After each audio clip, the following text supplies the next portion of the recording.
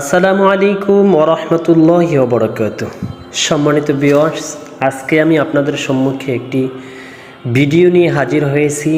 যেই ভিডিওটা আমার এই পর্যায়ে আসতে অবশ্য অনেক পরিশ্রম করতে হয়েছে। স্কেটিং জুতা প্রথম যখন কিনে আনলাম, কিনে আনার পরে স্কেটিং পরে দাঁড়াতেই পারতাম না। তারপরে যখন স্কেটিং জুতা পরে একটু দাঁড়ানো শিখলাম, দাঁড়ানোর পরে আস্তে আস্তে করে একটু হাঁটা শিখলাম। হাঁটা শেখার পরে এরপরে যখন একটু রানিং করা শিখলাম, রানিং করা শিখতে শিখতে শিখতে এরপর এই রানিং করা শিখতে গিয়েও অনেকবার হোঁচট খেতে পড়ে গেছি। তারপরও আমি হাল ছাড়িনি। অনেক ভাই জানতে চায় যে ভাই আপনি কিভাবে এই স্কেটিং চালানো শিখলেন। অবশ্য ভাইয়া বন্ধুরা, এই স্কেটিং চালানো শেখার জন্য সর্বপ্রথমেই সাহস থাকতে হবে। এই যে আমি লাফ দিয়ে দেখালাম, এটা কিন্তু সহজেই পারা যাবে না।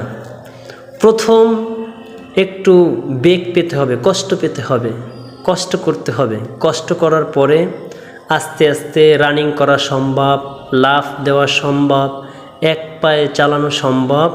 এর জন্য ধৈর্য ধারণ করতে হবে। ধৈর্য ধারণ করে সময় নিয়ে পরিশ্রম করে চালানো শিখতে হবে। চালানো শেখার পরে, রানিং শেখার পরে অবশ্য সবভাবেই চালানো যায়। মাঝে মাঝে দেখা যায় ভিডিওতে, ইউটিউবে কত রকমের ছোট ছোট বাচ্চারা চালাতেছে। সেভাবে চালানোর জন্য তাদের পরিশ্রম করতে হয়েছে। মাঝে মাঝে পড়ে যেতে হয়, মাঝে মাঝে হোঁচট খেতে হয়। এমনিভাবে আমিও কিন্তু মাঝে মাঝে পড়ে গিয়েছি, হোঁচট খেয়েছি। আল্লাহর অশেষ মেহেরবানিতে এখন পর্যন্ত ওই রকম বড় আঘাত পাইনি। অবশ্য এখন আস্তে আস্তে আলহামদুলিল্লাহ ভালোই রানিং করতে পারি, এক পায়ে চালাতে পারি, তারপরে জাম্পিং মোটামুটি দিতে পারি, আলহামদুলিল্লাহ ভালোই।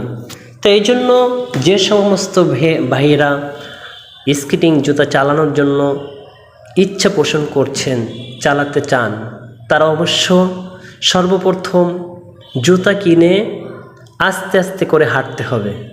আমি অবশ্য শুরু থেকে যেভাবে আমি হেঁটে হেঁটে কিভাবে শিখেছি, কিভাবে চালাইছি, সবগুলো আস্তে আস্তে আপনাদের সম্মুখে চাচ্ছি ভিডিও আকারে দেওয়ার জন্য। এখন যে মোটামুটি চালাতে পারি, চালাচ্ছি, সেটাই আপনাদের সম্মুখে উপস্থাপন করলাম। এক পায়ে চালাতে পারি এখন ভালোই।